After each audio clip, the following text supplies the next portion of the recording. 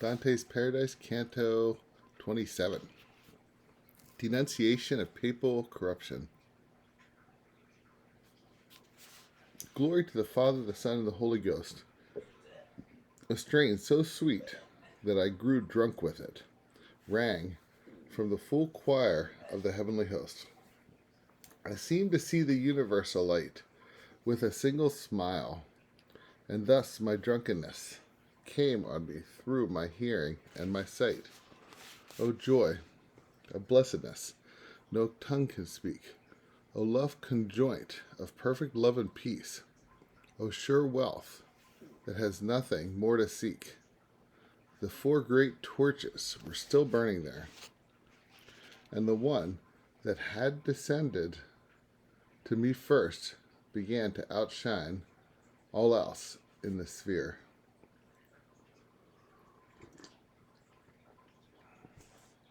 As Jupiter might appear if it and Mars were binds and could exchange their glowing plumes, such it became among the other stars. The providence that assigns to heaven's band the offices and services of each had imposed silence there on every hand.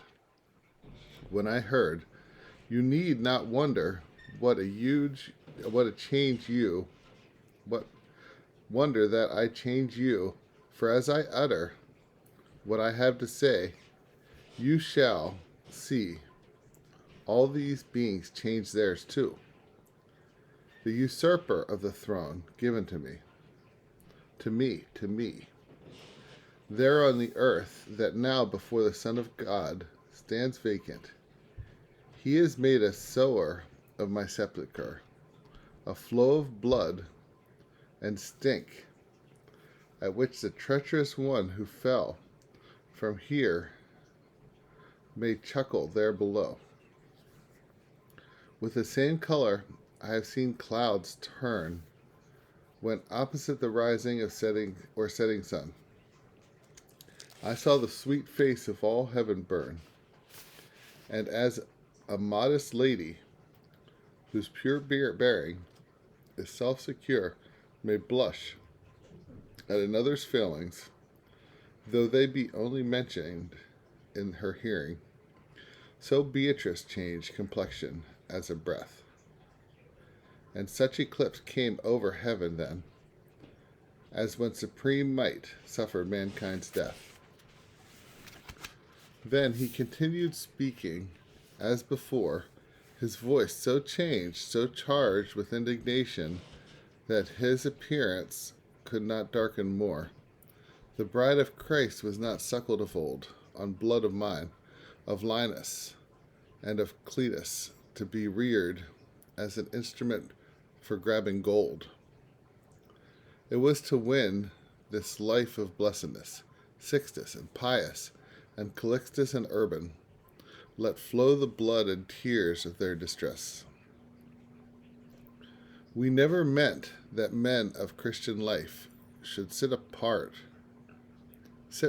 on the right and part on the left of our successors, steeled for bloody strife, nor that the keys consigned into my hand should fly as emblems from the flag unfurled against the baptized in a Christian land, nor that my head should in later age seal privilege sold to liars. The very thought has often made me burn with holy rage. From here in every pasture, fold and hill, we see wolves distressed as shepherds. O hand of God, mankind's defender, why do you yet lie still? Gascons and Coracines are crouched to drink our very blood. O excellent beginning, to what foulest conclusion will you sink?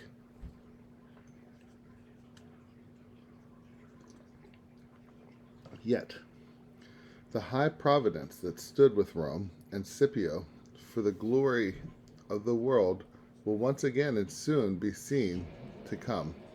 You, son, who must yet bear around earth track your mortal weight, open your mouth down there. Do not hold back what I have not held back.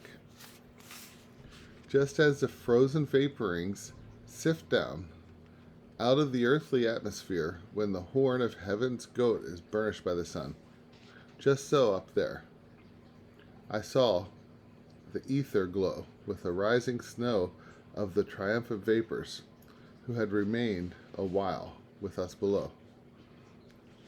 My eyes followed their traces toward the height, followed until the airy medium closed its vast distance on my upward sight, at which my lady, seeing me absolved from service to the height, said, "Now look down and see how far the heavens have revolved."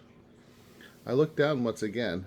Since the last time I had been born, I saw a length of an arc, equal to half the span of the first climb, so that I saw past Cadiz the mad route Ulysses took, and almost to the shore from which Europa rode the godly brute. And yet more of this little threshing floor would have been visible, but below my foot the sun was ahead of me by a sign and more. My mind, which ever found its paradise in thinking of my lady, now more than ever burned with desire to look into her eyes.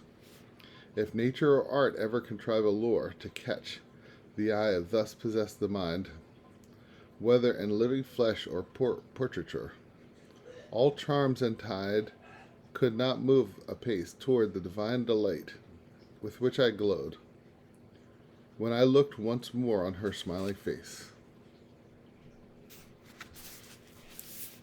In one look, then I felt my spirit given, a power that plucked it out of Leda's nest, and set it soaring to the swiftest heaven. From its upper and lower limits to its center, it is so uniform I cannot say what point my lady chose for me to enter. But she, knowing what yearning burned in me, began thus. With so rapturous a smile, God seemed to shine forth from her ecstasy. The order of the universe, whose nature holds firm the center and spins all else around it, takes from this heaven its first point of departure. This heaven does not exist in any place but in God's mind, where burns the love that turns it, and the power that reigns to it from all space. Light and love contain in it in one band, as it does all the rest, and such containment only the concupiscent can understand. Its own motion unfactored, all things derive their motions from the heaven as precisely as 10 is factored into 2 and 5. Thus, may you understand how time's taproot is hidden in this sphere's urn, while in the others we see its spreading foliage and its fruit. O greed, that has drawn down all Adam's blood so deep into its dark that none has strength to raise his eyes above its evil flood. The will of man comes well to its first flower, but then the rain that sets it endlessly blights the good fruit and leaves it green and sour. Faith and innocence are found nowhere except in little children, and both have fled before their cheeks have sprouted the first hair, still young enough to lisp. One fasts and prays, then, his tongue freed, devours all sorts of food, even in Lent, even on fasting days. Another will love his mother and behave while yet a lisper, who, with his friend's freed speech, will be impatient to see her in her grave. So the fair daughter of him who leaves us night and brings us morning, changes her complexion, and her white skin turns black in heaven's sight. Consider, if you marvel at what I say, How there is none to govern on the earth, whereby the human family goes astray. But before January falls in spring, because of that odd day, in each 100 years that all neglect down here, these fears shall ring so loud with portents of a season's turn, that the long-awaited storm will sweep the fleet, blowing the bows around to dead astern, and set the true course straight. Then all shall see first blossom turn to good fruit on the tree.